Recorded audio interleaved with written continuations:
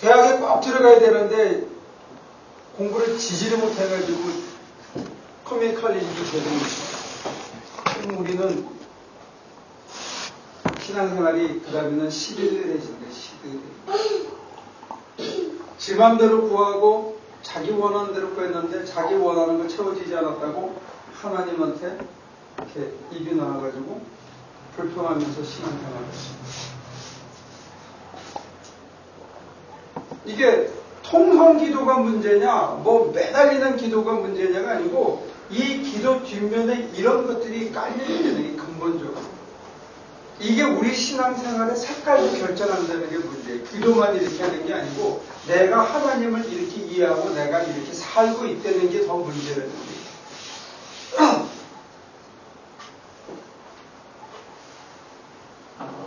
질문 있으면 하시죠.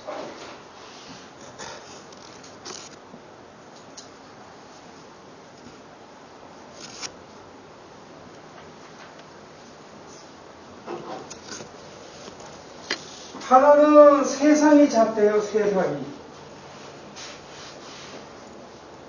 이게 잣대예요. 하나는 내가 잣대요. 하나님은 어디 갔어요?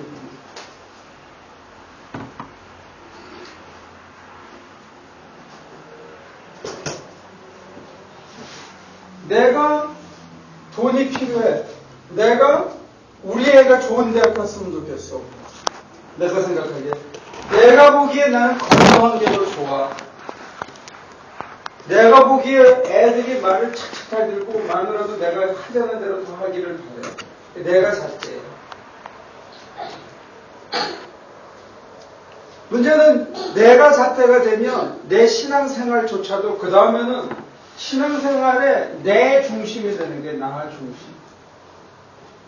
하나님과의 관계에서 내가 이렇게 생각하면 그 다음에 뭐냐면 신앙생활의 중심이 나야. 인간관계의 중심이 나야.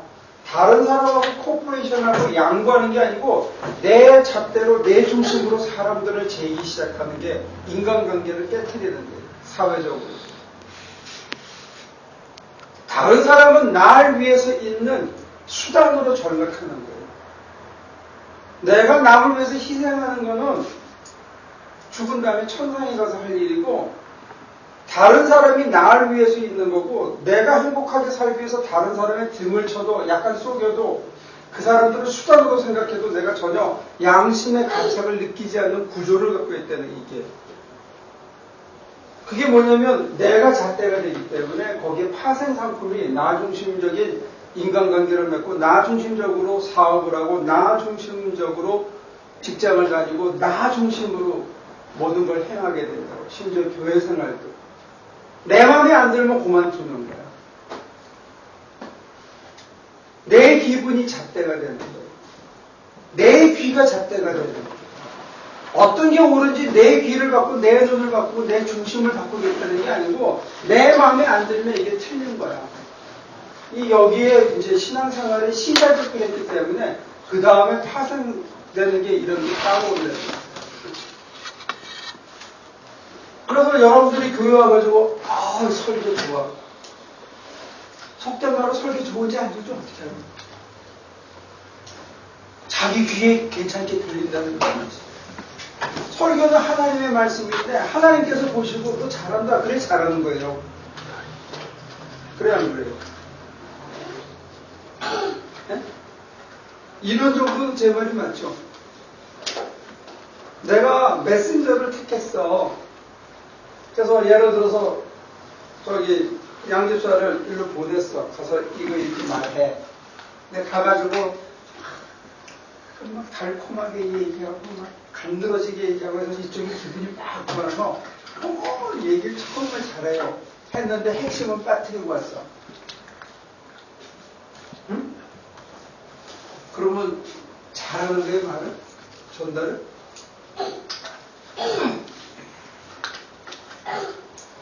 성경의 예를 들면 하나님께서 나단을 보냈어. 다윗한테. 나단에 가가지고 임금님 만수무강하세요. 어쩌면 우리 애가 그렇게 이뻐요. 애들 정말 이쁘네요. 아유, 정말 잘하셨어요. 만지무강하세요. 그리고 기도해주고, 축복 기도해주고, 안녕히 계세요. 갔어. 그럼 어떻게 돼요? 그 나단이 아주 메신저 역할을 잘한 거예요. 우리는 지금 신앙생활을 할 때가 자기가 살 때가 내 귀에 거슬리지 않으면 그게 좋은 설교라고. 나한테 용기를 주고 나를 격려하면 그게 좋은 설교라고. 약간 유식한 듯 보이면서 아사무사하면서 약간 아름답기도 하고 진감인감기도 하고 약간 뿌옇게 해가지고 감정에 쫙 이렇게 감동을 주면 좋은 설교라고. 아니에요. 좋은 설교는 가슴을 휘어펴서 사람이 꼬꾸라지게 하는 게 좋은 설교예요. 난 그걸 잘 못하는.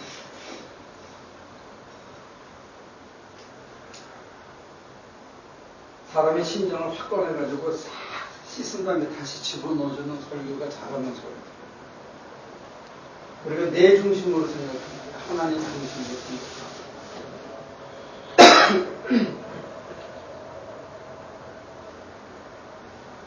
신앙의 잣대와 기초가 잘못됩니다.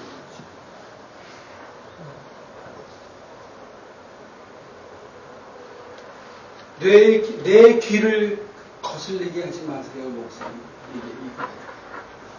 내 감정을 상하게 하지 마세요. 나를 야단치지 마세요. 내 용기를 주시고 격려해 주셔야지. 왜 나를 야단치세요? 이게 자기중심적인 신앙생활. 하나님이 뭘 원하시는지 관심이 없어. 내가 중요하게 생각하는 걸 하나님이 채워주시기를 바라는 게 오늘의 신앙 행태가 됐다는 거예요. 그래서 우리는 진짜 얻어야 할 걸 못 얻는 거예요.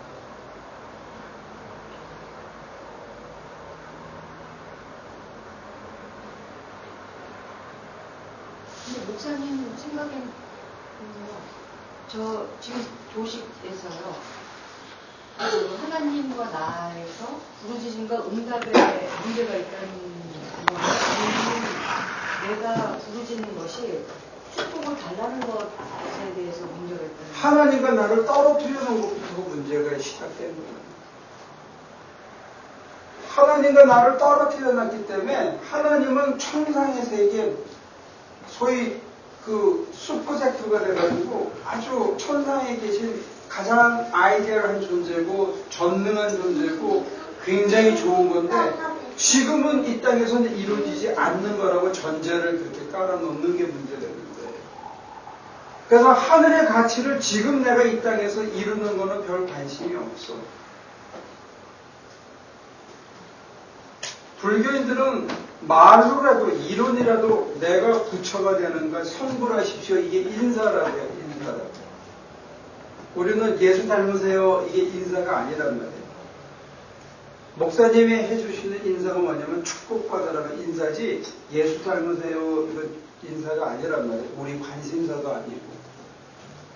이거를 괴리를 해놨기 때문에 하나는 하나님을 공중으로 띄웠고 하나님 계신 하나님 나라를 공중으로 공간적으로 띄워놨고 하나는 시간적으로 띄워놨어요. 미래로. 천상으로 띄워놨고 미래로 띄워놨기 때문에 오늘 이 자리하고는 관계가 없어요. 이게 문제되는 거예요. 오늘 이 자리의 천상의 가치가 장차 이루어질 미래의 완성이 오늘부터 시작되는 데에는 관심이 없고 관심은 뭐냐?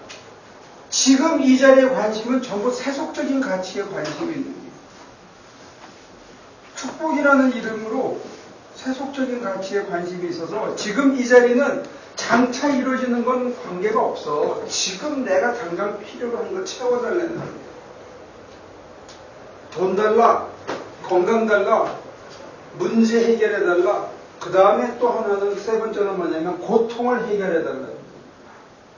하나님한테 내 아픔을, 내 페인을, 내 서퍼링을, 내 고난을, 내 외로움을, 내 불안을, 내 미움을 이런 것들을 해결해달라는 게 하나님한테. 날 위해서. 하나님께서 이거를 마음껏 써먹지 못해. 우리가 이걸 두려워하고 무서워하고 힘들어하기 때문에 하나님께서 이 벌초는 써먹으셔야 되거든요. 아픔과 외로움과 좌절과 고통을 하나님이 써먹으셔야 된단 말이에요. 마치 나무가 잘 자라게 하려면 봄, 여름, 가을, 겨울이 있어야 되듯이. 겨울이 필요한데 우리는 이거를 해결해 달라는데 이걸 문제라고 생각해요. 순복음교회 당회장께서 얼마 전에 설교하는 걸 들었는데 성령의 이름으로 문제 해결해 줄 줄로 믿습니다. 아멘. 야, 대단하고 여러분들처럼 이렇게 싸늘하게 반응하세요. 거기는 그냥 열광적으로. 여러분들은 이건 문제가 아니에요. 그러면 아멘 그래야 되는 거 아니에요? 문제 해결해 줄 줄로 믿습니다. 그러면 다 아멘 하는데 주님의 이름으로 이런 건 문제가 아니에요. 그러면 여러분들 아멘 그래야 되잖아. 근데 짠하대. 이건 다 문제가 아니야. 아픔, 고난, 외로움, 불안, 두려움 이게 하나도 문제가 아니라는 거예요. 당장 고통스러운 거 이게 문제가 아니라 물론 견디기 힘들겠지. 그렇지만 이건 문제가 아니라는 거예요. 이걸 하나님이 활용하신다고 생각합니다.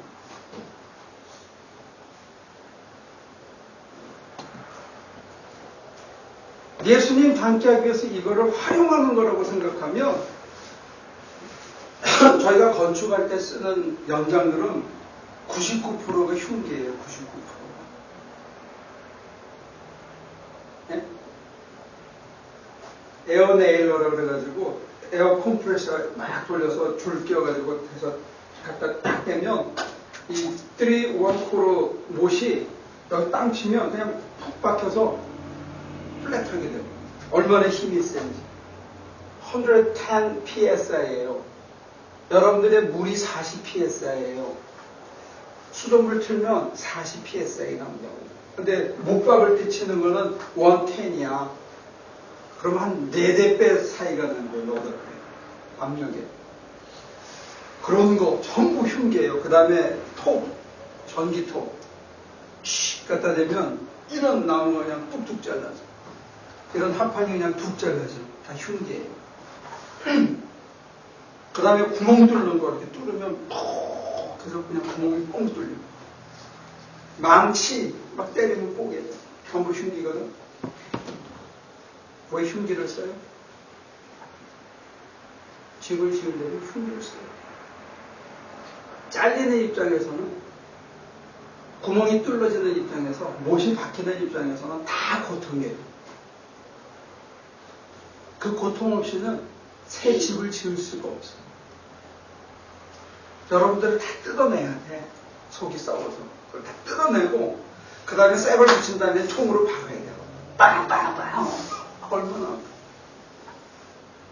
삐뚤어졌네. 그러면 큰 5파운드 한 마치 이런 거 때려. 그러면 그냥 집 전체가 움직여. 5파운드. 그 큰 벽 우리 선교 가서 해봤잖아요. 그죠? 쫙 세워놓고 안 맞아. 그러면 쫙 끝에서 잡아. 그래가지고 5파운드 한 마리 치면 이 벽 전체가 움직여. 이거 맞을 때 얼마나 아프겠어요. 그걸 두들겨 패고 자르고 꺾고 해야 뭐가 쓰는 거예요. 근데 우리는 고통이 있어요. 이거 빨리 없애주세요. 하나님 안 아프게 해주세요. 그래서 뭐 약 먹고 술 먹고 별짓 다 해요. 그럼 고통을 통해서 고치겠다는데 고통이 싫어서 진통제를 먹고 약을 먹고 술을 먹으면 고통을 안 받겠다는 거 아니에요. 그리고 기도하고 매달려서 고통이 빨리 지나가라. 그 얘기는 나는 고침을 당하지 않을 거예요. 이 얘기예요. 뒤집어서. 하나님이 보시기에 고통이 필요한 거면 고통을 당해야 되는 거다. 우리는 고통이 없게 해달라고 기도해요. 내가 주인이 돼서 내 중심으로 생각하는 게 하나님 중심으로 생각하는 게 아니에요. 하나님이 우리를 고치기 위해서는 우리에게 고통이라는 게 반드시 따른다. 산보다 가닥을 뒤집어 봐요. 이게 다 고통이에요. 습관을 바꾸는 것보다 힘든 고통이 어디 있어요. 늙으면 다 아파요.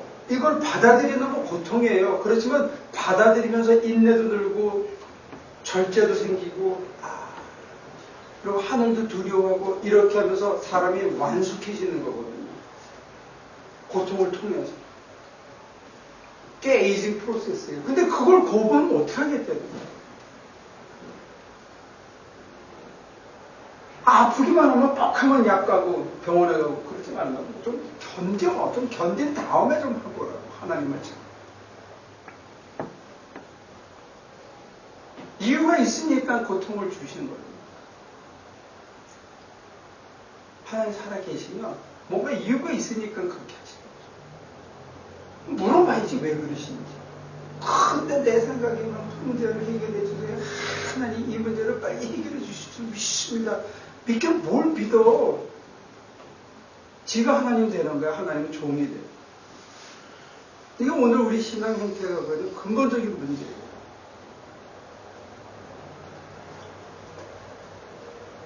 좀 고통스럽지 않으면 사람이 참이 안 나. 고통이 없으면 사람이 겸손해질 줄 몰라요. 고통이 없으면 우리가 언제 하늘을 쳐다봐요? 지가 하나님이 되지. 모자르는 게 있고 결여가 있고 내 생각대로 안 되고 실패하고 하니까 하늘을 쳐다보면서 내가 참 이것밖에 안 되는구나. 괜히 잘난 체하고 살았네. 참 쪽팔린다. 앞으로는 좀 사람들 앞에서도 겸손해야지. 그리고 이렇게 먹고 사는 게 다 감사한 거구나. 이러면서 철이 드는 게 인간이에요. 그러니까 아파야 되고 힘들어야 되고 청춘은 아파야 된다니까 아프니까 청춘이라고. 당연히 아파야지. 왜 그놈들이 힐링을 시키려고 그래? 이 나쁜 놈들이 표받으려고. 젊었을 때 안 아프면 언제 아파? 나쁜 놈들이야 내가 보면. 왜 힐링을 시키려고 그래? 뭐 걔네들이 뭐 했다고 힐링을 시켜줘. 젊은 놈들이 뭐 했다고.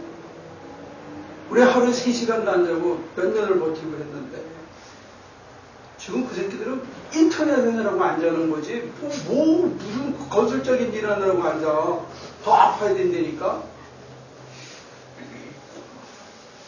우리는 인생이 뭐냐, 정말 자유가 뭐냐, 이런 좀 고상한 가치 가지고도 토론하고 고민했는데 요즘 젊은 애들은 그거 아니거든. 그럼 더 아파야 돼. 그래야 진리하고 닿죠. 그거를 다니면서 법적인 법률이고 이 새끼들 그냥 시대의 흐름에 타협해가지고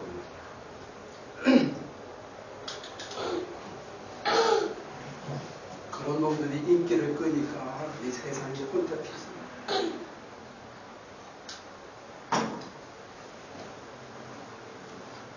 사람이 아파야지 쇳덩어리가 아닌데 육신도 아프고 마음도 아파봐야 다른 놈도 아프다는 걸 알지요. 다 잘 나가봐요. 다른 사람 아픈 거에 관심이 있나 사람. 내가 아파봐야 다른 놈 아픈 게 들어온다니까. 그래 내가 돈을 진짜 쫄딱 망해봐야 이 1불이 2불이 얼마나 소중한 줄 알고 돈 함부로 안 쓰지. 자기 자신을 위해서 여러분들 돈 버느라고 시간 써? 돈 쓰느라고 시간 써. 거기다 돈 시간 다 쓰니까 하나님 쳐다볼 시간도 없고 남 돌아볼 시간도 없는 거야. 돈 없으면 친구도 안 만날 수도 없어. 밥값을 낼 수가 있어야지.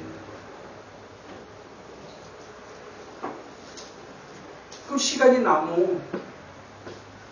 시간 남으면 뭐예요? 처음엔 멍하니 있다가 내가 이러면 안 되지. 그러면 건설적인 일을 하기 시작한다. 좀 보람 있는 일을 하기 시작하고 뭐가 의미 있는지도 찾아가고. 그럼 가난해져야 돼요, 여러분들. 그러니까 하늘 무서운 줄을 모르는.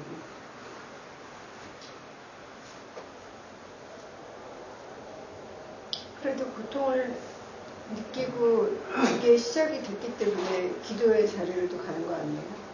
근데 빨리 대답하고 응답받기를 바라고 이 문제 세속적인 그거는 거의 사실 한 2주, 한 달이면 대부분 해결되는 거기 때문에 한 다음에 잊어버린다. 성경에도 보면 열문둥병자가 고침을 받았어. 감사합니다. 빠이 그러고 갔어. 한 명만 돌아와서 땡큐. 병 고치고 나면 다 잊어버려. 오병이의 기적에 남자만 5,000명인가 먹었어. 와서 땡큐 해준 놈이 없어. 예수님은 그랬어. 너희가 떡 먹을 때 뭐 봤냐? 내가 생명의 떡이다. 예수님 때문에 빵 문제가 해결되고 나면 예수님이 생명의 떡이라는 걸 내 삶 속에서 들어와야 되는데 빵 문제만 해결되면 고통이 지나고 나면 예수를 잊어버리는 게 결국 하나는 죽고 가장 중요한 거는 놓치는 거예요. 가난을 통해서 예수를 발견해야 되는 거예요. 병을 통해서 고난을 통해서 예수를 찾아야 되는 거예요. 그걸 놓친 거예요. 문제 해결의 하나님이 무서운 게 뭐냐면 문제만 해결되면 하나님을 놓치는 도식이라는 거예요.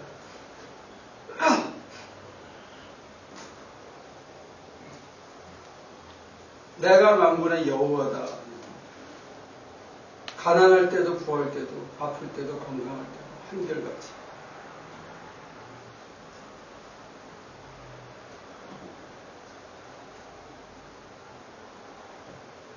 이 신앙 행태의 가장 문제점이 그거예요. 전제 자체가 잘못된 거예요. 그래서 성경은 이 기사와 이적을 베풀고 귀신을 내쫓고 병을 고치고 난 다음에 반드시 그게 뭘 증언하냐면 예수님이 하나님의 아들이라는 사실을 보여주는 사인 포스트입니다.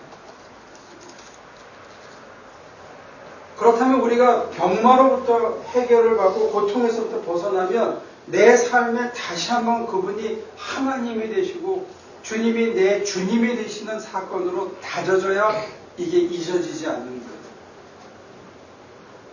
문제만 해결해 주는 걸로 끝나는 게 아니고 내 삶을 그분 앞에 다시 한번 복종을 시켜야 됩니다. 내가 종으로서. 그걸 보여주는 사인 포스트예요. 주인 뜻대로 사는 거예요. 병을 고치고 나면. 문제가 해결되고 나면 이제는 내 뜻대로 사는 게 아니고 주님 뜻대로 사는 거예요. 내 마음을 세상에 두지 않고 하나님에게 두는 거예요. 그래야 하나님을 얻고 병을 고치면 나은 해방의 소식이 의미가 있는데 우리는 병을 고치면 병 고쳐서 만세 건강해졌다 그러고는 잊어버린다는 거예요. 그 다음에는 내 방식대로 사는 거예요. 내가 기도해서 응답받았습니다. 주님 뜻대로 살아야 되는 주님이 주인이 되시는 거예요.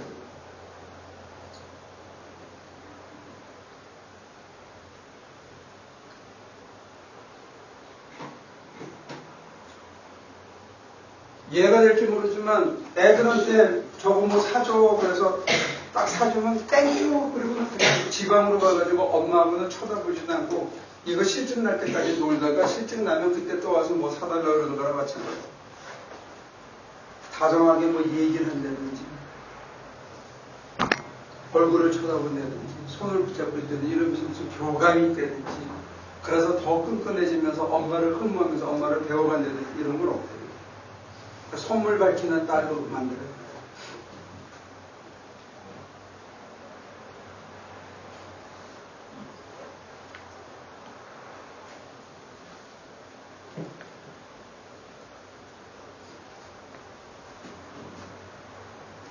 고통은 우리를 참 인간이 허약하다는 걸 깨우쳐주기 때문에 빨리 벗어나고 싶어 하는데 이 허약함이 진짜 해결되는 것은 뭐냐면 진실로 강하신 하나님이 내 안에서 더불어 함께 사셔야만 내 허약함이 근본적으로 해결되는 거거든요. 근데 나는 고통만 해결하고 싶어 하지 근원이 되신 하나님이 나와 더불어 살아서 내가 거기에 불안을 느끼지 않고 담대하게 담담하게 살아가는 이거는 관심이 좋은 거지.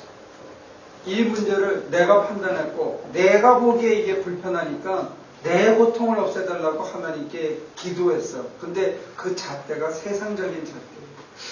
세상 사람들이 봤을 때 이게 고통스럽다는 거예요.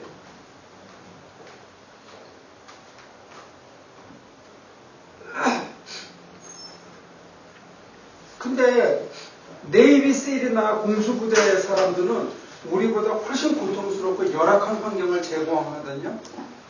목적이 있어서 그런 거예요. 목적이 있어서. 훈련을 위해서. 그럼 여러분들이 신앙인으로 택해져서 초급반에서 중급반으로 올라가려면 여러분들을 하나님께서 훈련시킬 거 아니에요. 근데 훈련시키는데 다 고통스럽다고 다 달아나. 그러면 어떻게 돼요?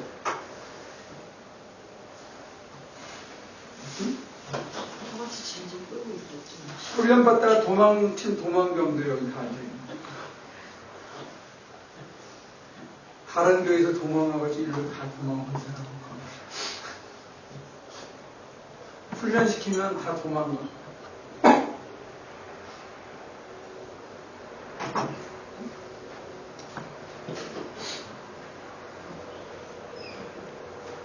하나님께서 그러시지만, 정말 하나님이 해먹기 때문에 힘들다. 노무현 대통령 참, 이렇게 힘들어서 요즘은 진짜 힘들다. 그건 붙어 있어야지. 여기서 다 무너지는 것 같아, 사람이. 불편하고 고통스럽고 힘겹고 이러면 이게 하나님의 훈련이다 생각하지 않고 그냥 이거 고쳐달라 그러고 안 고쳐주면 하나님한테 원망하고. 그다음에 우리 좋은 간증을 해줬는데 모니카가 얘기한 것처럼 로또를 샀는데 3주가 번개같이 지나간 다음에 안 들어주니까 원망해서 있는데 그렇게 배웠기 때문에 그렇게 하는 거예요. 배웠기 때문에. 근데 하나님께서는 그 기간 동안에 고생을 시켜가지고 이게 더 중요하냐 하나님이 더 중요하냐 이게 더 중요하냐 하나님이 더 중요하냐. 그래서 이게 흔들리지 않게 뿌리가 확실히 내리기를 원하셨다면 우리는 고통의 기간이 필요한 거예요. 고통의 기간이 필요하다고 만약에 여러분들이 받아들이면 어떤 일이 벌어지냐면 고통이 왔어요. 큰일 났어요. 이거 살려주세요. 하나님 살려주세요도 안 하고 야 어떡하지 이거 큰일 났다. 이거 다 잃어버리고 어떡하지 이런 것도 안 하게 돼요. 왜? 이 고통을 하나님이 활용하신다고 생각해요. 인식의 전환이 중요한 거예요. 그걸 회개라고 불렀어요. 인식의 전환. 세상 가치관 대신에 하나님의 가치관으로 바꾸는 걸 회개라고 불렀어요. 그걸 거듭남이라고 불렀어요. 나 이제 주님의 새 생명 얻은 몸 이렇게 돼요. 그걸 거듭남이라고 부르는 거예요. 세상 가치를 놓고 세상 짐 벗어놓고 하늘의 가치로 바꾸고 천성을 향해서 나가는 거 이걸 우리는 거듭남이라고 그랬는데 거듭남을 잊어버린 거예요. 지금 다 하늘의 힘을 빌려서 세속적인 쾌락을 세속적인 안락을 세속적인 복을 구하고 그걸 응답받는 걸 하나님께 응답받았다고 생각하게 가리킨 거다. 그 여러분들은 거기에 희생적이에요. 괜히 나만 의분이 나나 이거. 나는 이거 생각하면 진짜 이렇게 막 그렇게 혈압이 조금 오를까 말까. 이건 이럴 수는 없다. 이런 생각이 들어요. 전 세계 개신교들의 문제예요? 아니면 우리나라의 문제예요? 미국 교회를 크게 보면 한 70%의 문제고 한국 교회를 보면 95%의 문제. 미국 교회도 상당히 많은 부분이 조윤기 목사한테 영향을 받았어요. 긍정적 사유, 수정교회, 로켓쇼로. 원래는 그 사람 아이디어가 아니지만 그 사람이 채용을 해서 그 다음에 여기 교회 성장학과, 그 다음에 물질적 축복의 복음이라고 그 부부가 다 감옥에 가신 분 있죠.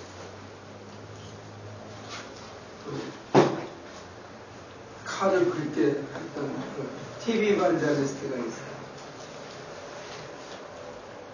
이 사람 생각이 금방 안 나죠. 물질적 축복의 복음을 받는 교회 성장학과, 긍정적 사유. 이게 한국의 조윤기 목사님이 모델이었어요. 신복음 교회가 긍정적 사유에서도 모델이 됐었고 킹덤 빌딩, 소위 교회 성장학회 모델이 됐었고, 물질적 축복의 복음에서도 이게 돼가지고 샘플이 됐었어요. 근데 조용희 목사님이 한 열 몇 명이 형제를 만들어가지고 매주 월요일날 모여서 같이 사우나하고 목욕하고 또 성경 공부하고 자기들끼리 부흥의 노하우를 전수하고 이러면서 그 제일 맏형이 조용희 목사고 제일 후배가 그 이호문 목사라고 충의교회 이호문 목사. 그 한 8명, 10명이 그 지역에 내려가서 부흥해야 됐었어요. 거저. 첫날은 조용희 목사, 둘째 날은 이호문 목사, 셋째 날은 누구, 기도는 누구. 그래서 한꺼번에 8명이 그 도시를 다 내려갑니다. 그렇게 하면서 계속해서 그때 교회를 증축하고 교회를 신축하는 교회마다 다니면서 부흥회를 해줘. 그러면서 부흥사 학교를 만들었어요. 그래서 불과 한 10여 년 사이에 우리나라 신학을 완전히 평정해버린 그분들이. 그리고 그분들이 돈이 있는 교회가 되니까 신학교 교수들을 마음대로 이렇게 좌지우지하게 됩니다. 짧은 역사예요.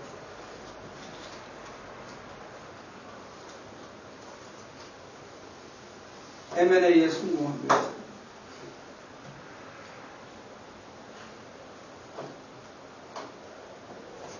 여기 알게 모르게 세뇌되십니다.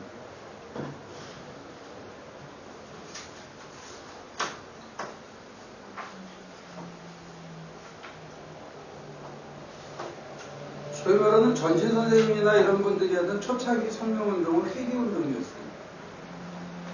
인간 개조운동이었어요. 바르게 사는. 무슨 내가 이 땅에서 축복받는 게 관심이 있지가 않아요. 가난을 벗어나 사는 걸 가지고 바뀐 거예요. 그분들 때문에. 그분들도 사실은 대한수도원이나 저기 동광원이나 이런 데 가서 성령의 은혜를 받고는 이쪽으로 온 거예요. 세속적인 운동. 저희 목사님은 순복음교회고 장로교 감리교 목사님은 뭐 했어요? 감리교에서는 대한수도운동이 있었고요. 감리교 내에서도 제일 컸던 성령운동이. 근데 감리교에서는 성령운동이 여성 쪽으로 갈 수밖에 없었던 게 뭐냐면 이용도 목사를 1936년도에 이단 정대를 해가지고 파문을 시켜버린 거예요. 그래서 감리교는 오히려 일제와 타협을 하게 되면서 성령운동이 죽어버린 거예요. 우리한테. 굉장히 약화됐어요. 그래서 오히려 장로교 쪽에서 일어났는데 장로교 쪽에서는 그 문선명, 그 다음에 그 박태선 장로, 그 신앙촌이라고 그랬죠. 신앙촌 운동에 따라서 이 장로님들한테서 이 소위 성령운동이 일어나기 시작했는데 그분들은 신학적인 점검이 없었던 거죠. 근데 나중에는 그 사람들이 스스로 내가 하나님이다까지 간 거예요. 탈기독교하기 거죠. 근데 그분들한테서 배운 사람들이 성령운동을 주도해 간 거예요. 근데 이제 소위 말하는 그 성령운동이 60년대에 와가지고 지하로 숨고 그 다음에 감리교 같은 경우는 여성운동으로 바뀌고 기독운동이 그렇게 되고 60년대 초반까지 신앙촌이 득세를 하고 문선명 신앙촌 이 두 양대 세력이 이렇게 새로운 신흥 종교처럼 이렇게 커져가기 시작할 때 한국교회는 잠잠했었어요. 아주 잠잠했는데 그거를 현조동이라는 소위 결핵환자촌에 가가지고 전도사로서 그 환자들을 고치면서 뜨기 시작해서 서대문으로 나오고 서대문에서 여의도로 나오면서 순복음교회가 시작됩니다. 그러면서 소위 우리나라의 새로운 성령운동, 거기에 김준곤 박사의 CCC하고 합쳐지면서 교회 성장 학파하고 합쳐지고 새 운동이 한 덩어리가 되면서 교회 성장, 그 다음에 삼박자 축복, 물질적 축복, 이게 다 한 덩어리가 되면서 한국교회를 이제 풍미하기 시작합니다. 역사의 흐름을 보면 그렇게 가고 있어요. 거기에 이제 이론과 학위를 제공한 게 여기 풀러 신학교예요. 70년대 초반부터 80년대, 90년대까지 박사학위, 목회학 박사학위 대준 데가 여기. 아세아연합신학대학하고 해가지고. 전부 다 박사가 된 게 목사님들이에요. 그러니까 이론으로 뭘 배웠느냐? 킹덤 빌딩. 교회를 키우는 게 하나님 나라를 키우는 거다. 내 안에 하나님 나라를 이루는 걸 관심이 없어. 교회가 크면 그게 하나님 나라가 커진다고 생각해서 일단 전도부터 시킨 거예요. 근데 시작이 뭐냐면 이 사람들, 펠로신학교 사람들은 뭐냐면 교회를 어릴 때 잘 다니다가 도시화되면서 도시로 나오고 산업화되면서 전통적인 가정과 이런 스트럭처가 깨지고 그때 초원의 집 여러분들 텔레비 기억나요? 그러면 초원의 집에 가면 이 애하고 애기 둘 딱 정장 입고 예배당에 이렇게 가만히 점잖게 앉아있고 그 다음에 엄마 이렇게 있고 애가 가끔 들어오면 툭툭 치면서 이제 설교 듣고 그 다음에 나와서 이제 뭐 철물점에서 뭐 하나 사가지고 집에 오는 이 초원의 집 그게 미국 기독교였는데 1925년 30년대까지. 근데 1차 세계대전 이후에 공황이 시작되면서 서부로 오기 시작하면서 완전히 무너진 거예요. 미국도. 전통적인 가치가. 그래서 이 사람들이 65년, 69년 이렇게 다 아프리카나 이런 데서 선교사, 아시아에서 선교사 하다가 돌아와가지고 뭘 했냐면 그 어린아이 때 가지고 있던 신앙을 회복하는 거. 이게 킹덤 빌딩이라고 생각합니다. 미 전도 종족에게 전도하는 게 아니고 이미 옛날에는 신앙을 가졌는데 초원의 집이 깨지면서 흩어졌던 사람들, 도시로 갔던 도시노무자들, 도시 중산층 근로자들에게 다시 복음을 전해주는 것, 이걸 킹덤 빌딩이라고 이 사람들이 얘기해준 거예요. 그래서 교회를 키우는 게 곧 잃어버렸던 하나님의 양들을 다시 로스트 소울을 다시 위닝하는 거라고 생각한 거예요. 그래서 몰려오고. 근데 우리나라에서는 로스트 소울이 아니거든요. Never ever heard the gospel. 복음을 한 번도 듣지 않은 사람들은 무조건 교회만 끌고 오면 이게 하나님 나라가 이루어진다고 착각하는 거예요. 그러니까 맨 다시 끌어모으는 그리고 표식 이런 거에서 교회만 오면 이게 예수 믿는 것처럼 그렇게 한 거예요. 그 다음 건 안 가리켜. 근데 이제 조영규 목사님이 귀신 내쫓는 거 이거 예를 들면 LA도 있는데 지금은 다 이제 약간 숨겨 귀신 쫓는 얘기는. 김강진 목사님이 은퇴하신 다음부터는 은혜교회에서도 귀신 쫓는 얘기 잘 안 해요. 귀신 쫓는 얘기는 여기 아가페 교회를 빼놓고 하고 특별한 교회, 아주 조그만 교회만 귀신 내쫓는다지 내놓고 요즘은 귀신 내쫓는다 소리 안 해요. 근데 조영규 목사는 처음에 60년에 자기가 깨달은 건 뭐냐? 거기서 귀신이 나가는 걸 본 거야, 이 사람 환상으로. 간절히 기도하면 이 폐병을 짓누르고 있던 귀신이 빠져나가는 이 사람을 본 거예요. 그리고 금식하고 막 기도시키면 강한 귀신이 쪼글쪼글 굶어가지고 다시 한번 귀신이 나가는 걸 이 사람을 본 거예요. 그래서 강한 귀신을 내쫓고 폐병 귀신을 내쫓고 믿음이 있어서 금식하게 되면 흉하게 사슬을 벗는다 해서 귀신을 내쫓다고 이 사람 본 거라고요. 그래서 귀신을 내쫓으면 가난 귀신이 빈바가지 들고 나가면 그 다음에 이 집이 잘 살아. 그 도식을 본대요. 귀신을 내쫓으려면 어떻게 되느냐? 흉하게 사슬을 끊는 것은 금식이다.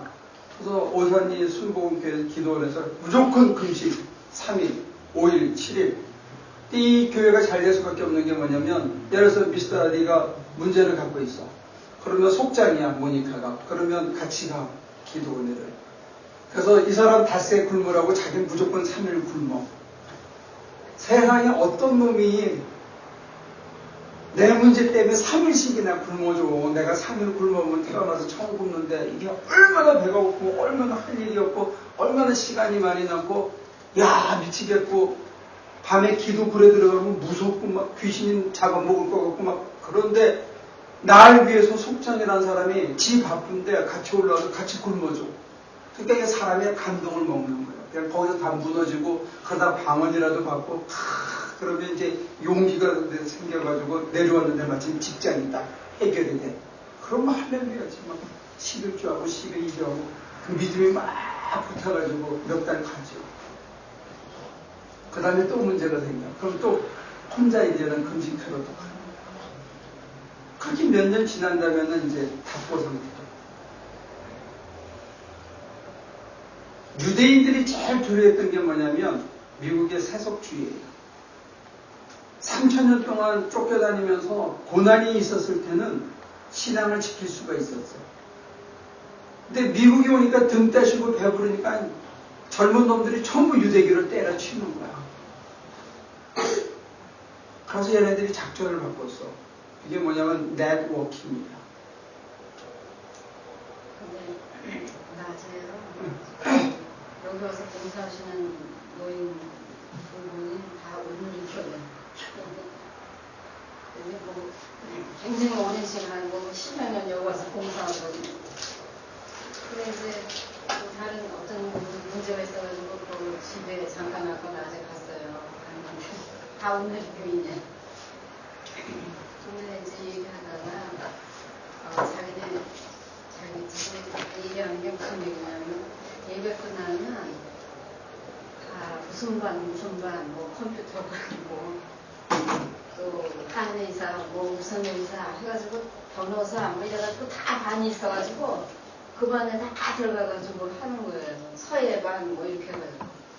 지금 목사님 얘기하시는 그거 신앙하고 아무 관계가 없어요. 아니 그 지금 얘기하신 그 80년대 70년대 세속적인 그런 교회 형태하고 지금 오늘날의 지금 형태가 그런 교회들하고는 어떻게 비교가 돼요?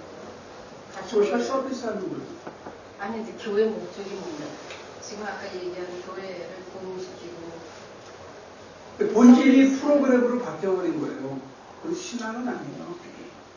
아니 그러니까 사람들이 갈 수밖에 없는 거예요. 거기 가면 그리고 왜 내 차 타고 가느냐 거기다 버스 타는데 이런 식으로 얘기를 하는 거예요. 좋은데 그렇게 해서 10년 20년 보내고 난 다음에 인생이 돌아오질 않는 거예요. 지금 그거가 지금 얘기하신 그 세속적인 그건 한 칸 더 간 거지. 조영계 목사님은 저보다 하나님은 빙자했는데 그건 하나님도 빙자하지 않는 비즈니스를 하는 거죠. 사람들을 못 걷기 위해서. 아니, 이런 사람 다 후리니까 그날 와갖고 다 봉사한다 이렇게 얘기하고 해주는 사람들은. 물론 이제 교회가 그렇게 하고 있으니까. 물론 어떤 교회에서는 많이 가겠다 이런 생각이 들었어요. 그럴지 모르죠. 근데 그게 사실은 신앙을 주는 건 아니에요.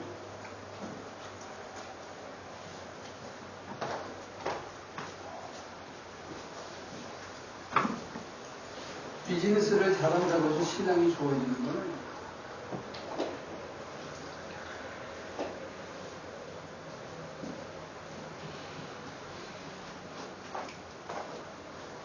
교회는 세속적인 가치를 주는 것은 아니에요. 이번에 교황 되신 분이 그랬죠. NGO가 하는 거하고 교회가 하는 게 다른 거예요. 더 많은 건물을 짓고 더 좋게 건물을 지을 수 있지만 거기에 기도가 빠지면, 거기에 하나님이 빠지면 그건 교회는 아니에요. 우리는 하나님을 만나게 해주는 데 목적이고 여러분들이 하나님을 닮게 하는 게 목적이지 교회에 나오게 하는 게 목적이 돼서는 안 된다는 거예요. 교회는 수단이고 잠정적인 실체예요. 잠깐 있다가 사라지는 존재예요. 요한계시록에 의해서는. 하나님 나라가 실체고 하나님 나라가 우리 속에 이루어지도록 모아서 가시적으로 훈련하는 훈련장이고 여기서 연습한 다음에 세상에 나가서 실천하는 자리고 이 교회는 없어져야 될 건물이라고. 그래서 내가 교회에다가 껍데기에 돈을 안 드리는 거라고. 여기에 드릴 돈 있으면 팔아가지고 가난한 사람 주는 게 맞대요.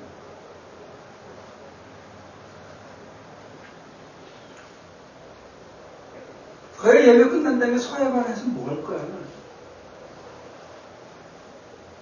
응? 우리도 망치 잡는 거 가르칠까?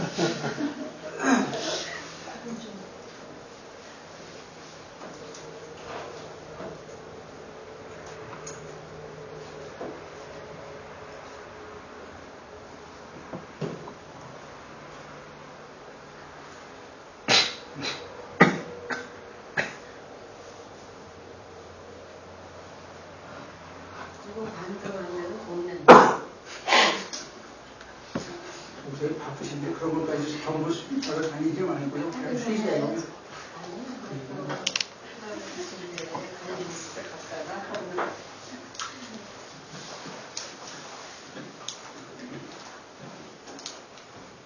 근데 신앙은 보수인데 경영은 최신인 분들이 많이 있더라고요. 플러신학교에서도 IBM 경영 기법을 가리킨대요. 교회를 경영하기 위해서 IBM의 기법을 가리킨다고. 저는 잘 모르겠어요. 하나님의 방식은 IBM하고는 다르고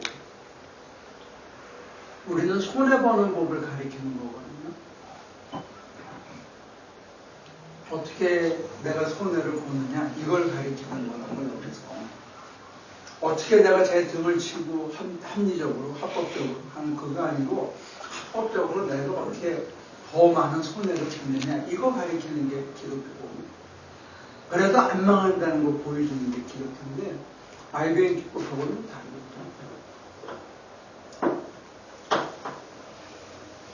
단순히 공익성을 얘기하는 건 아니에요. 예수가 피와 살을 다 줬는데 어떻게 내 주님이 됐느냐 이게 신비예요. 그분은 가장 낮아졌고 자기 모든 걸 다 줬어요. 다 잃어버렸어. 근데 어떻게 내 주인이 됐냐 이거예요. 이게 신비예요. 우리 어머니들이 자식을 위해서 다 줬어. 그러니까 지나가는 데 보면 어머니가 존경스러워. 옛날엔 불만이 많았어. 근데 세월이 지나고 나면 어머니가 존경스러워. 왜? 어머니하고 나하고 비교했을 때 어머니가 나한테 더 많은 걸 줬어.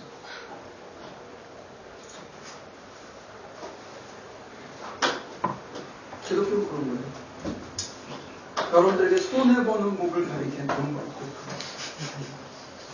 여러분들은 돈 내고 시간 내고 해서 손해보는 법 배우러 여기 온 거예요. 근데 손해를 봤는데 억울하지가 않아. 응? 이 고통, 아프고, 몸 힘들고, 외롭고 이러면 막 고통스러워서 이거 해달라고 기도하는 사람들이 선교지에 가서 밤잠 안 자고 하나라도 더 해주려고 하고 자기 것 더 주고 그 고통을 했는데 고통스럽지가 않아 여기서. 이거 가리키는 게 기독교라고요. 선교지 가서 2박 3일, 3박 4일만이 아니고 내 생활 속에서 선교 가기 중간 시간 동안 내가 그렇게 똑같이 연습하고 사는데 별로 고통스럽지가 않아.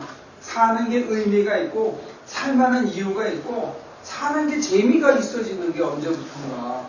이걸 가리키는 게 기독교입니다. 사는 게 재미있어야 돼요. 손해봤는데 내가 쟤 때문에 안 해도 되는 고통을 당했는데 괜히 마음이 흐뭇해. 어디서 보냐? 이거 어디서 본 거지? 내가 교회 와가지고 뭐 이렇게 뭘 하나 만들어 갖고 왔는데 사람들이 먹는 거 보면 그냥 괜히 좋아. 이거 만들려면 몇 시간 걸렸을까? 오늘 너댓 시간은 쏟을까, 그지?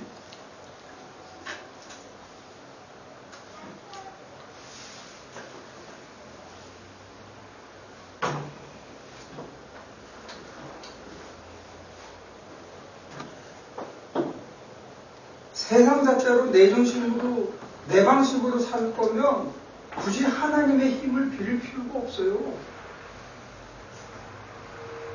그건 정직한 게 아니라고. 나 위해 사는데 뭐하러 하나님의 힘을 빌려? 그 마지막 처음으로 가야죠. 그런 생각이라면 면죄부를 삼으면 돼. 면죄부를 중세로 돌아가가지고 아니면 애들한테 유산 줘가지고 나 죽은 다음에 네가 가가지고 이거 면죄부 사라. 그럼 나 지옥에 있다가 연옥에서 천국으로 가니까 애들한테 유산만 많이 물려주면 돼요.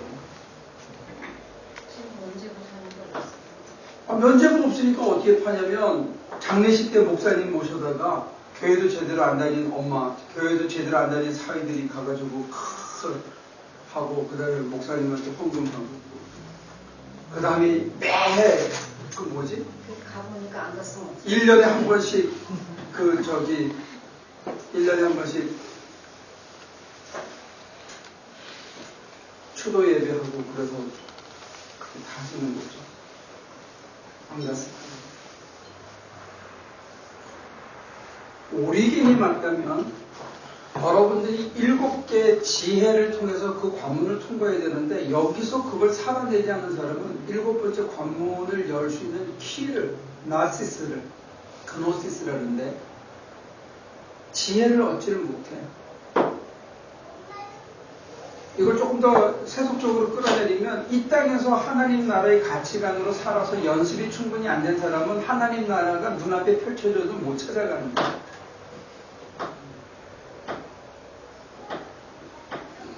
여기가 하나님의 나라는 것을 누리지 못하고 사는 사람은 그 안목이 깨있지 않은 사람은 진짜 하나님 나라를 건져놨을 때 지나쳐가게 돼 있어. 못 찾고. 자기 눈에 하나님 나라를 찾아다니는.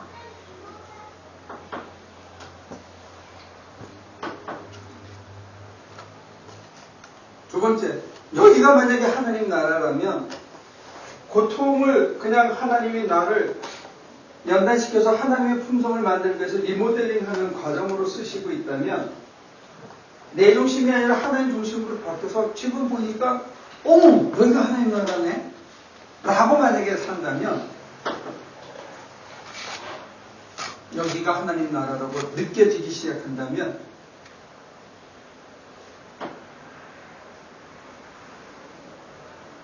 어떤 변화가 있을 것 같아요?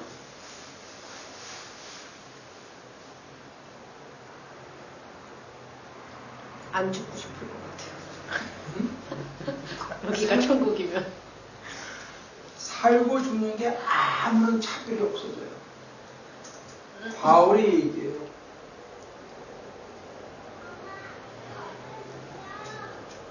내가 여기 사는 이유가 있다면 한 가지. 나는 빨리 떠나서 몸을 떠나 가고 싶지만 여기 사는 이유가 있다면 그거는 날 사랑해서 자기 몸 버리신 그리스도를 위해 사는 것이다. 사는 목적이 바뀐 거. 사는 목적이 바뀌면 돈도 명예도 사람도 건강도 다 별 볼 일 없어. 사는 목적이 바뀝니다. 생사열간의 차이가 없어져요. 오늘 죽거나 내일 죽거나 큰 차가 없어. 오늘 사는 이유가 한 가지 분명히 있을 뿐이지.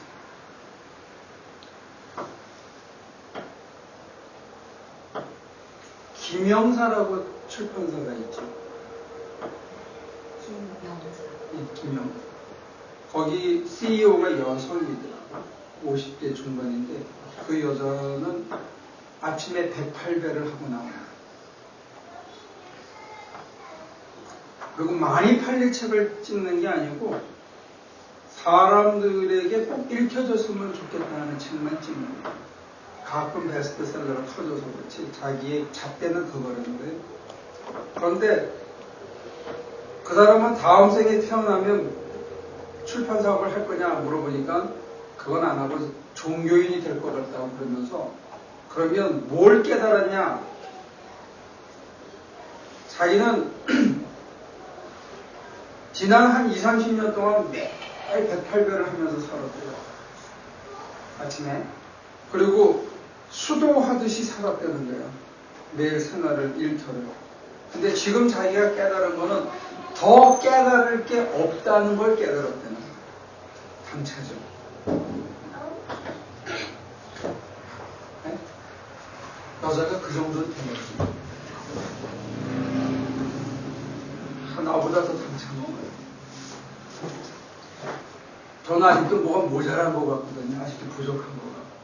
아직도 가야 할 길이 있는 것 같은데 그 여자의 말인즉슨 자기는 더 깨달을 게 없다는 걸 깨달았대. 그래서 막 찾으러 다니지 않는다는 게 있잖아요. 그래서 그냥 매일매일 사는 거예요. 그러니까 그런 출판 사업을 당차게 해내고 있는 거죠.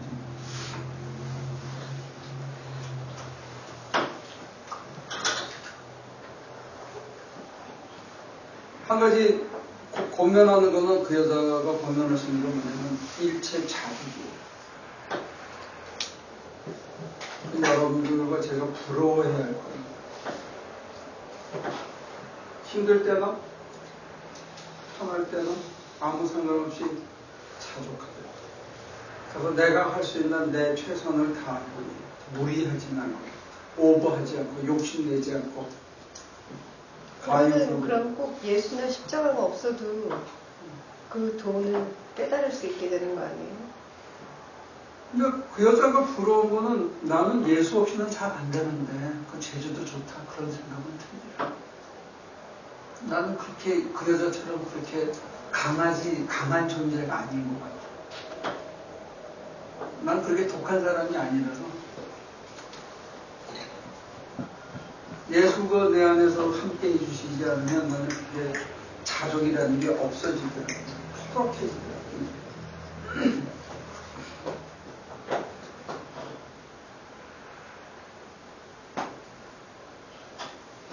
제가 가는 길은 이 길이에요. 그 사람이 그 길을 가든지 뭐든 자유겠지만 나는 예수 없이는 못 가는 길에 서 있는 거죠.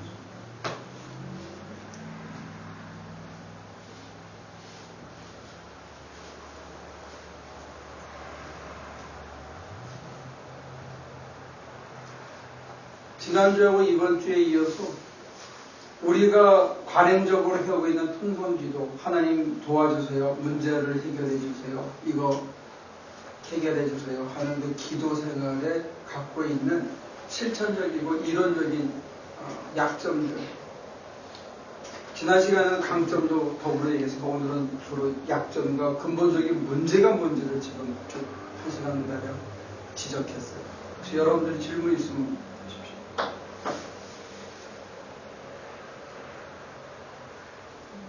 질문은 아니고 제가 원양되게 저의 고백을 좀 해야 하고 싶은데요.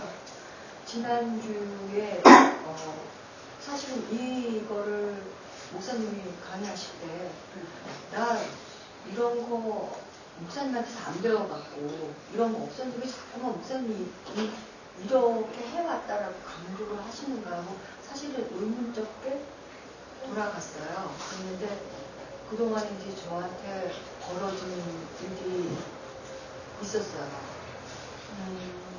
그런데 제가 딱 요 도식대로 하고 있더라고요. 근데 왠지 왜 그랬는지는 모르겠지만 그렇게 하고 있다는 거를 발견하면서 지난번에 목사님이 이제 말씀하신 것 중에 제가 굉장히 머릿속에 걸렸던 게 중독이라는 거였거든요. 중독. 그런데 제가 지난주 동안에 패닉이 한 번 더 극심하게 왔어요. 근데 이제 그게 이제 그 진행 방향이 이제까지 패닉의 방향과 전혀 반대 방향으로 왔어요. 전에는 내가 스트레스 받는다 표현하지 못해서 그게 막 이렇게 올라오면서 패닉이 되는데 다른 사람들이 너 지금 상황이 스트레스 받고 있겠구나 그러고 위안을 해주고 또 어떤 사람이 또 그러고 3번의 그런 위안을 받고 난 후에 제가 패닉이 오더라고요. 그래서 내가 그렇다면 과연 매일매일 약을 잘 먹고 교회도 잘 나가고 하나님이 제 안에 들어오시길 이렇게 바랐는데 나는 지금 왜 이러고 있지? 라는 생각이 드는 거예요. 그런데 보니까 제가 그 모든 사람의 위안 또 누가 저한테 동조해주는 그 모든 그 액션 같은 거에 제가 중독돼 있더라고요. 그러면서 나는 이 패닉이 사실상 맨 처음에는 정말로 패닉의 증세로 병적인 증세로 왔을 수는 있으나 지금 이 상태에서는 내가 중독이구나 라는 생각이 들면서 그러면서 제가 그거를 기도를 하고 이게 그 패닉이 왔을 때 기도를 하면서 정말 동식적이었던 거예요. 주기도문을 외우고. 그럼 그 주기도문을 외우면 내가 지금 그 지경이 됐단 말이야? 그러면서 더 빠지고. 그러면서 그 만든 도식에 제가 푹 빠져가지고 그 주위에 저의 위로에 저한테 위로하는 그 말에 제가 너무 중독돼 있었던 거더라고요. 그래서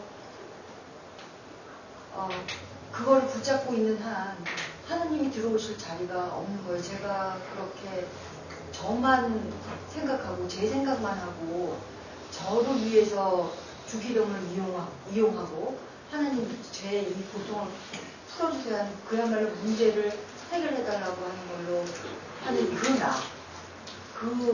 정말 고집스러운 제가 저 자신이 별로 그렇게 고집 안 세거든요 라고 생각을 했었어요. 그런데 그 생각이 탁 들면서 이거를 정말 나를 떼어내고 나를 다 버리고 하나님이 커피 맛있게 마시고 있을 때 너 나 따라올래? 그러면 정말 그게 그렇게 우습게 들렸었는데 과연 내가 그럴 수 있어? 그러지 않는 것 같았어요. 그래서 그 자신을 이제 앞으로 이제 그 고통이 오겠지요. 저 자신을 띄어내려는 버리려는 고통이 오겠지만 기꺼이 하고 싶다. 그리고 이제 그 중독을 버리고 싶다. 내가 그걸 안 버리고 싶었구나 하는 걸 깨달았고요.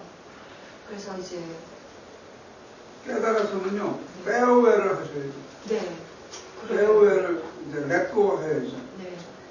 뭐 어떤 사람은 커피 한 잔 떠놓고 할 수 있고, 어떤 사람은 정한술 떠놓고 할 수 있고, 어떤 사람은 촛불 떠놓고 할 수도 있고, 어떤 사람은 찬성 부르고 할 수도 있는데, 형식이 어떻든지 간에 그거를 클레임 투 이렇게 저쪽에서만 날 잡은 게 아니라 나도 잡고 있어요. 베네핏이 있어서. 네. 그거를 이렇게 통증과 아픔과 그 실패와 우울과 이런 것들이 다 베네핏이 있어요.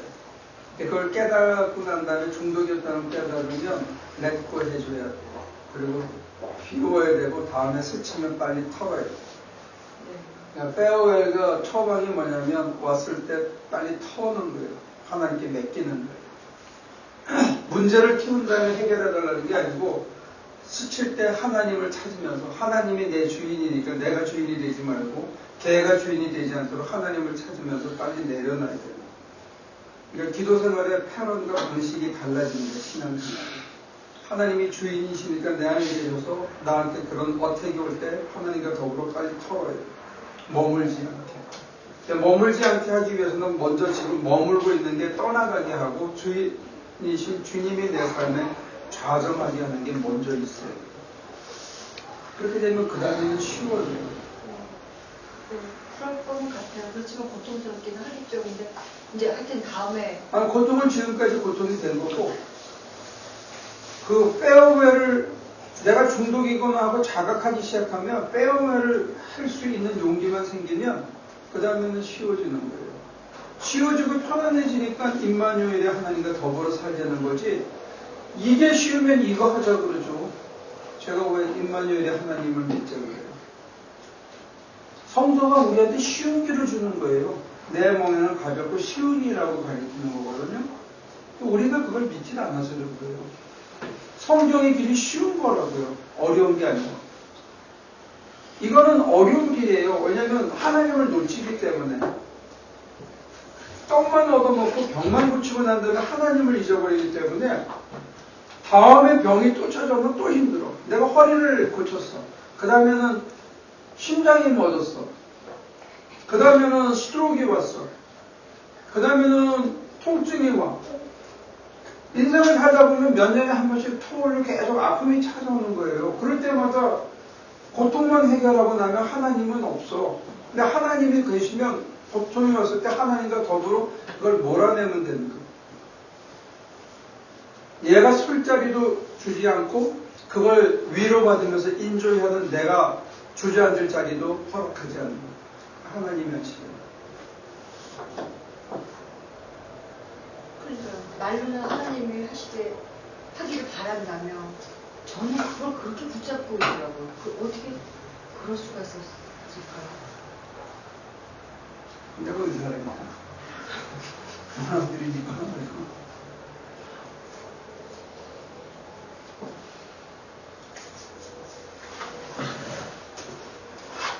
이스라엘은 보면 말이에요. 이거는 칸트가 이렇게 얘기했거든. 우리는 이 시간과 공간의 틀 안에 산다고. X, Y 축을 놓고. 내가 경험할 수 있는 세계는 이거고 하나님은 이 너머에 계시다고 이렇게 전제를 했어요. 칸트는. 과학은 여기까지만 다뤄요. 심리학은 이 안에 뭐가 더 있다고 해서 이 경계를 넘어가려고 그래요. 미래학은 이 경계를 넘어가는 걸 미래학이라고 그랬어요. 이 원전이. 옛날에는 형이상학이라 그래서 이 경계를 넘어가는 가치를 형이상학적 가치라고 했어요. 근데 요즘은 철학 자체도 언어를 다뤄요.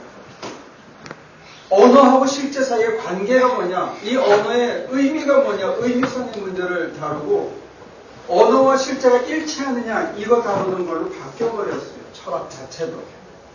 그래서 현대의 과학이나 모든 거는 이 경계 안에서 움직이려고 해요. 그런 의미에서는 아직도 칸트의 후예들이에요, 우리는. 근데 하나님은 이런 하나님일 뿐만 아니라 이 안에 계신 하나님이에요. 이 도식 자체가 잘못된 거예요. 이 전제 하에서 보면 눈에 보이는 것만 실제하는 거예요. X, Y축에 놓을 수 있는 것만. 그러나 여러분들 지금 이거는 눈에 보입니까? 이거 보여요? 보여요? 안 보여요. 여러분들이 이것만 보고 있지 이게 움직이는 게 보이냐고요. 지금 거짓말들 하고 있어요. 얘가 지금 4G 시그널을 잡고 있는 게 4G가 오는 게 보이냐고. 안 보여요. 근데 우리는 믿어요. 우리는 어플리케이션을 통해서 가시화 시켜줄 때만 보이는 거예요. 은행 아이콘을 딱 누르고 비밀번호를 하면 여기 꽉 차있던 정보가 기어들어도 은행에 있던 정보가 여기 들어올 때 내가 보이는 거예요. 그러나 이 중간에는 하나도 안 보여요. 우리 눈에는. 벌들만 봐요. 벌들만. 보는지 느끼는지 몰라도 이 전자파 때문에 벌이 자기 집을 못 찾아간대 요즘. 그래서 이 벌이 자기 집을 못 찾아가는 바람에 피칸 장사들이 아주 죽으려고 그래요. 이 벌이 수정을 해줘야 되잖아. 그러니까 벌이 잊어버려 길을. 벌이 보통 200마일을 간대. 200마일. 향기만. 근데 못 찾아오는 거야. 그 다음에는 전파방에. 이거는 응축돼서 이 자리에 있지만 이거하고 기지국 사이에 전파, 인포메이션 오는 거는 우리는 못 찾아요. 어플리케이션을 어떻게 놓느냐에 따라서 보이게 되기도 하고 보이지 않고. 근데 보이지 않다고 실제하지 않는 건 아니에요. 현대인의 눈으로 유기적으로 보면 하나님은 보이지 않지만 하나님이 내 한 가운데 계시대요. 보이는 것만 존재한다고 우길 수가 없어요. 이제 여러분 심령 속에 어떤 어플리케이션을 어떤 롤을 모델을 집어넣느냐에 따라 하나님이 감지도 되고 감지가 안 되기도 해요. 이 애플리케이션은 하나님의 공중에 띄워졌기 때문에 하나님이 직접적으로 감지가 안 되는 어플리케이션을 갖고 계신 것뿐이에요. 제가 여러분들한테 소개하겠다는 어플리케이션은 뭐냐면 하나님이 내 안에 계신 하나님이에요. 하나님이 이 안에도 계시고 이 하나님이 나를 감싸고 또 나를 초국하고 문화를 넘어서 계신 하나님으로 이해합니다. 삼층천의 하나님입니다. 만약에 이 어플리케이션을 동원하면 하나님이 여기 계신 게 느껴져요. 이 어플리케이션을 동원을 하면 하나님이 여기 꽉 찬 게 느껴져요. 이 어플리케이션을 동원을 하면 하나님이 내가 닿을 수 있는 건 너머에도 계시는 게 느껴져요.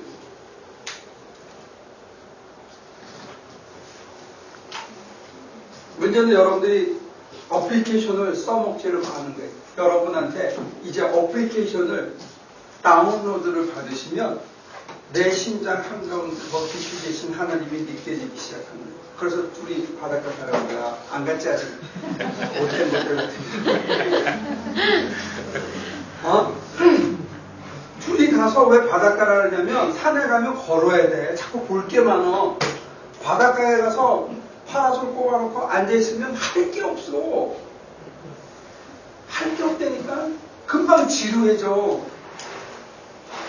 금방 지루해진다고, 걷지 않으면. 근데 지루한데 그냥 넉넉히 앉아있는 순간에 이게 팍 하고 터지는 거예요. 그럴 때 어플리케이션이 들어갑니다.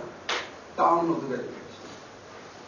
그리고 다운로드가 이루어지면 그 다음에는 감지가 되기 시작하는 게 어디를 가도. 그러면 그때부터는 내가 어떻게 활용하느냐의 문제예요.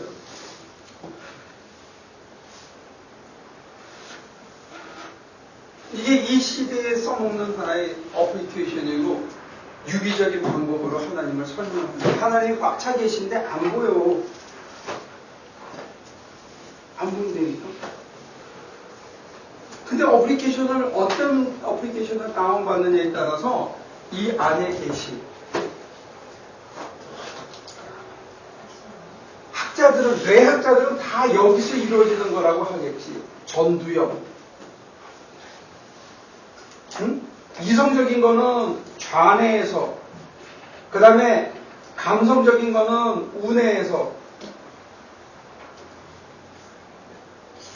그 다음에 이 심층적인 거는 저 속에 있는 속에서, 이 다 전부 뇌에서 이루어지는 작업이라고 학자들은 얘기할지 모르지만 우리의 몸뚱아리로 느꼈을 때는 머리로서 느끼는 것하고 가슴으로 느끼는 것하고 더 밑에 욕망으로 느끼는 이 느낌의 자리가 있는데 이 느낌의 자리에 국한되지 말고 통체적으로 느끼는 하나님의 임재가 가능하다는 거예요. 이론적으로 하나님이 계시기 때문에 임마누엘의 하나님이 무소불대에 계시기 때문에.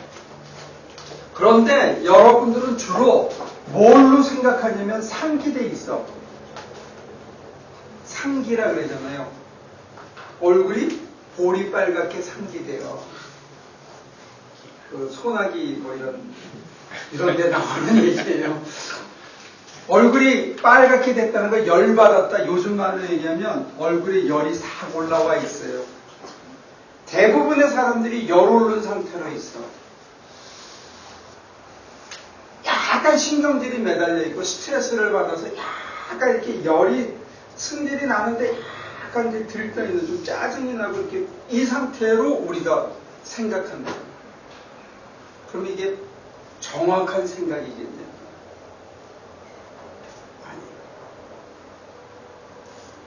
아니에요. 열받친 생각이에요. 그 다음에 가슴이 벌렁벌렁해. 뭐 죄를 지어서 벌렁벌렁한 것도 있고 열받아가지고 화가 분해서 이런 게 이렇게 꽉 차있는 내가 느끼는 느낌이 이런 필터를 통해서 오기 때문에 정확한 느낌을 가질 수가 없어요. 상대방에 대해서 내게 주어진 일에 대해서 심지어 하나님에 대해서 학자들은 전부 여기서 이루어졌다고 얘기하겠죠. 근데 최종적으로 걸러져서 일로 느꼈든지 간에 우리의 몸뚱아리가 느끼는 건 여기라고. 심장이 벌렁벌렁하고 속이 꼬이고 분하면 막 속이 부글부글 끓고 막 통증이 생기면서 그걸 온몸으로 느끼는. 그 다음에 여기에 욕망이 또 자리 잡는.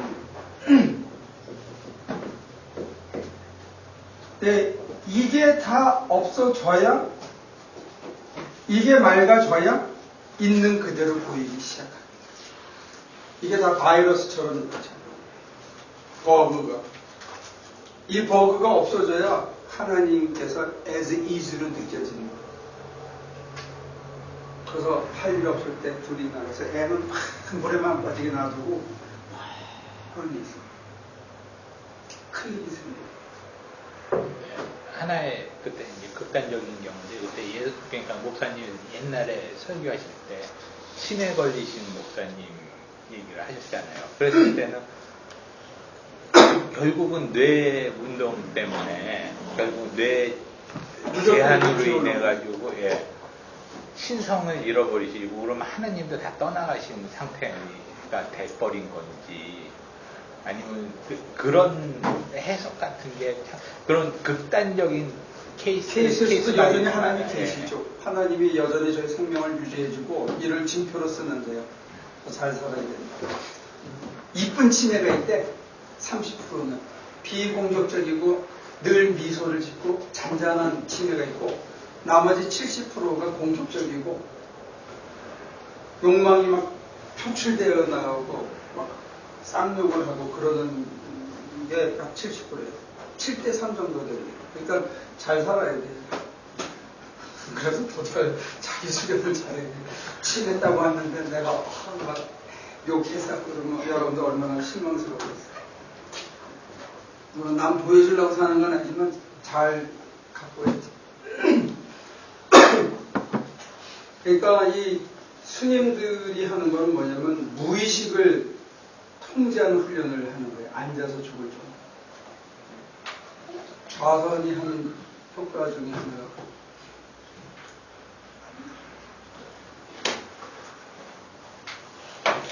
현대과학은 너무 과신하지 말아요. 현대과학은 보이는 세계에 관한 것만 얘기하는데 지금 전자세계는 그것도 어떤 기기장치를 통해서 가시화시켜주는 거지 실제로 우리의 눈은 이미 그걸 감지 못하기 시작한 세상 속에 살고 있어요. 방사능 다루는 사람은 그거죠. 기기 통하지 않으면 방사능이 안 보이죠.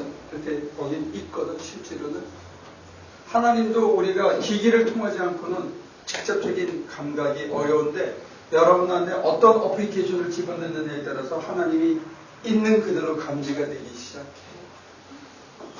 그걸 우리는 지금까지 신비주의라고 해서 그냥 말 한마디로 쳐버렸어. 왜냐하면 부작용이 너무 많아서. 부작용이 워낙 많아서. 교육받지 않은 상태에서 신비적인 체험을 하게 되면 부작용이 많아서 했는데 없는 게 아니라고 부작용이 있다고 해서. 급발진을 한다고 해가지고 차가 정상적으로 못 달리는 건 아니에요.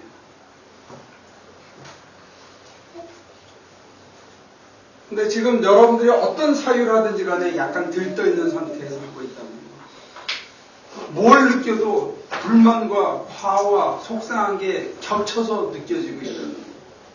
그 다음에 자기의 본능적인 욕망과 억제된 욕망들이 여기에 갇혀서 그런 걸 느끼고 감지하고 있다는 거예요. 그러니까 있는 그대로 내가 진짜 필요한 것을 느끼는 게 아니고 내게 진짜 있어야 되는 걸 느끼는 게 아니고 이런 게 다 필터링 해가지고 없어도 되는 걸 있어야 된다고 오해하고 사는 거예요. 그게 자기를 기만하게 돼요. 없어도 되는 걸 있어야 된다고 생각하면 사람이 그때부터 피곤해지는 거예요. 열 안 받고 감정이 푸근하게 가라앉아서 마음이 편안한 상태에서 하나님을 느끼고 내가 지금 뭐가 진짜 절박한지를 느끼면 전혀 다른 대답이 나와요. 그럴 때 내가 갖고 있던 것들이 없다고 느껴서 문제라고 생각했던 것들이 많은 경우에 저절로 해결이 돼요. 그러면 그렇게 컨셉은 난 이후에 그 인생들의 목적은 뭐예요? 천당의 가치. 천당의 가치를 지상에서 이루고 사는 거예요. 그러면 그 어디나 하늘나라가 돼요. 돈 벌고 명예를 얻고 건강하게 뭐 S라인을 가꾸고 뭐 식스팩을 갖추는 게 인생의 목적이었던 사람들이 이걸 갖추는 게 인생의 목적으로 바뀌는 거예요. 이렇게 사는 걸 옛날 사람들은 자연스럽다 그랬어요. 자연처럼 사는 거. 여유하게 산다. 있는 그대로 산다. 그 다음에 바울 선생님은 내가 이제 일체 자죽을 배웠노라. 빈에 처하나 부에 처하나. 다른 사람들이 보기에는 내가 고난받고 있는 자 같고 정말 고생하고 있는 자 같지만 내가 남을 살리는 자 같아. 우겨쌈을 당했지만 나는 망하지 않고 비천한 자 같으나 다른 사람을 귀하게 만드는 자고 내가 모든 걸 잃은 자 같으나 모든 것을 얻고 모든 것을 나눠주는 자라는 그 자기 확신 속에 살아가죠.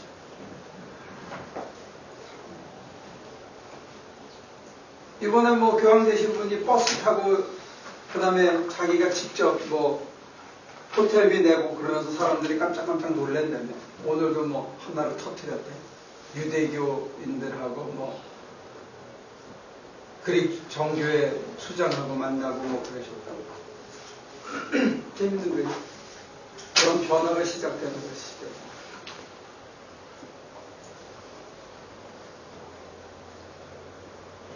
인생의 목표가 뭐냐? 그러면 이제 어떤 사람, 그 무리에서 어떻게 살아요?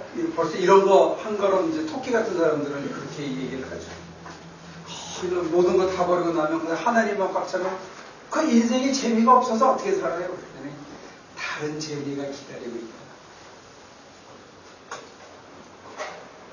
다른 재미가 기다리고 있는데 저 같은 사람한테는 너 나가서 하루 8시간 노가다 치라는 재미가 기다리고 있고 모니카한테는 나가서 직장생활 8시간 하라는 재미가 기다리고 있는 거야. 내가 제일 못할 것 같은 걸 시키는데 그 안에서 재미가 있어서 그냥 사는 거야. 근데 그 이유는 잘 몰라. 한참 하다가 보면 그래도 잘 몰라. 그래서 계속 하다 보면 하나님께서 다른 징표를 줘요. 우리의 삶이 다른 사람에게 빛이 되는 것, 등불의 삶이 되는 걸 보면서 이래서 나를 부르셨구나. 너무 초등학생 같은 질문인데요. 저 최고의 가치를 지금 이 세상, 이 순간에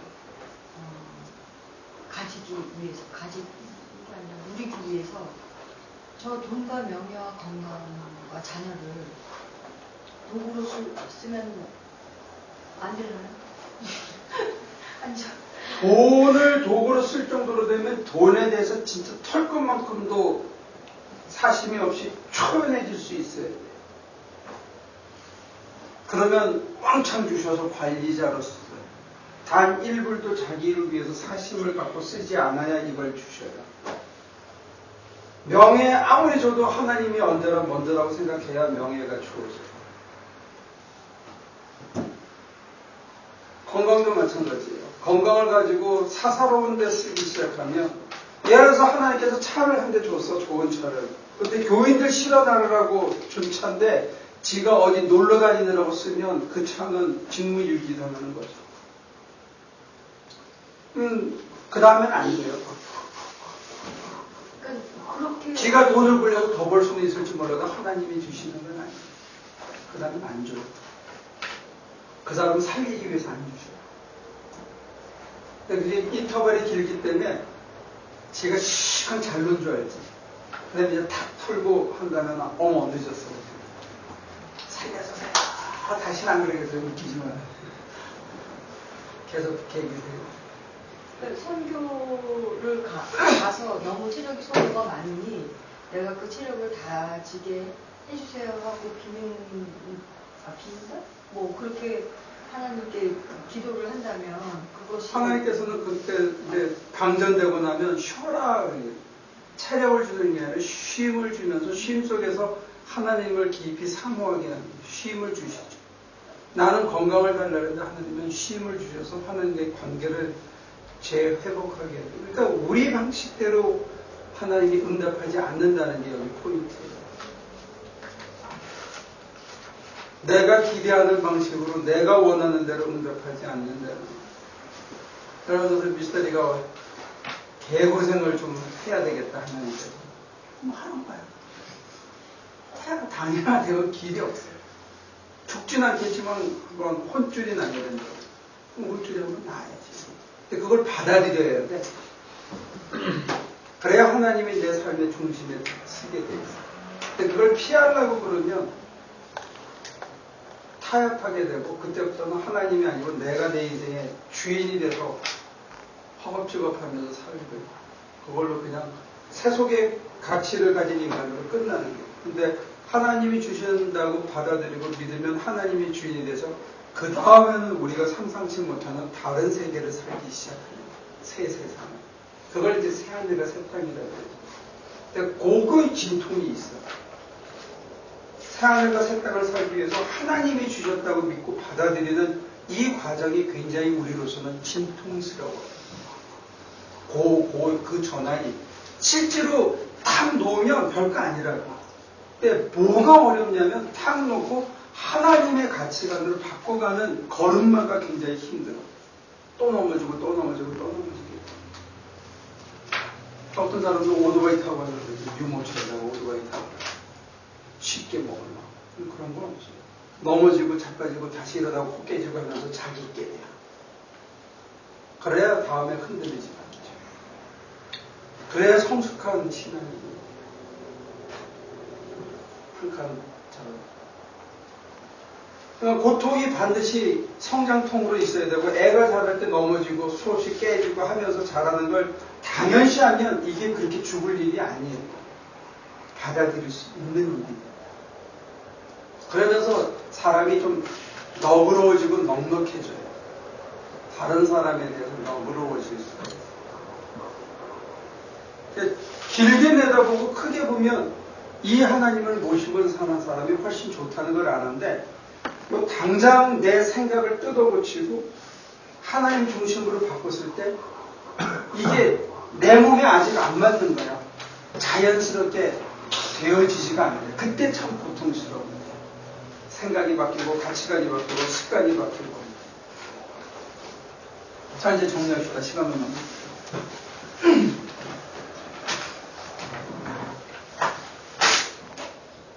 그게 연령대에 따라서 받아들이는 게 달라지나요? 달라지는 것 같아요. 이른도 훨씬 지나서 80다 해가지고는 체면이 안 갖춰지는 거예요. 하고 싶어요.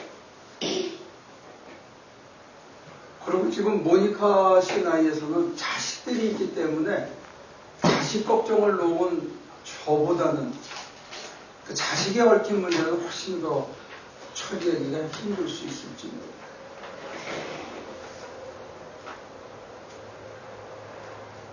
예를 들어서 와이프가 더 경제력이 뛰어나면 조금 더 쉽게 갈 수 있는 것도 와이프가 경제력이 없기 때문에 그냥 어쩔 수 없이 받아들여야 되는 게 이게 안 되고 막 고통스러울 수 있어요. 연령대에 따라 신앙의 정도에 따라 또 하나님께서 무슨 품성을 심어주기를 원하시느냐에 따라서 느껴지는 고통과 상황이 달라지는 거예요. 인내를 가르치실 때는 시간 싸움을 하시고 절제를 가르칠 때는 유혹과의 싸움을 하고 그 중에 절제를 가르칠 때 오는 유혹 중에 하나가 풍요예요.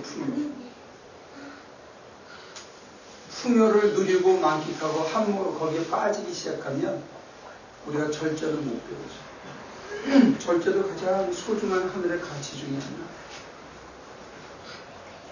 절제 중에 야고보서가 제일 강조하는 절제는 입을 절제하는 거예요.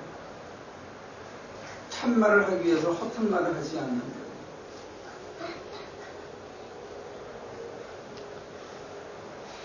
에베소서는 어떤 걸 강조하냐면 내가 더러운 말, 상스러운 말, 추악한 말, 음탕스러운 말도 하지 못하게 해요. 그것도 절제예요. 아무리 화가 나도 쌍소리 하지 않는 것도 절제예요. 이 절제를 가리킬 때는 어떤 환경을 예비하시느냐면 승질 날 만한 인간들을 내 앞에 갖다 놓는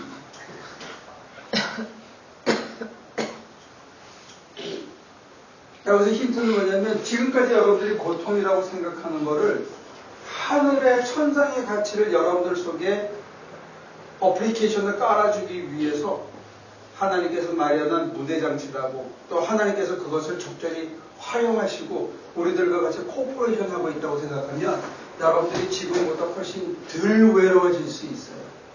왜? 요 다음이 뭘까? 내가 어떻게 변해 있을까? 어머, 내가 어떻게 이걸 그냥 넘어가지? 이상하다. 내가 옛날에 이런 인간이 아니었는데. 옛날 같으면 반드시 넘어졌는데 어떻게 내가 이상하다. 이러면서 하나님을 간접적으로 더 진하게 느낄 수도 있어요.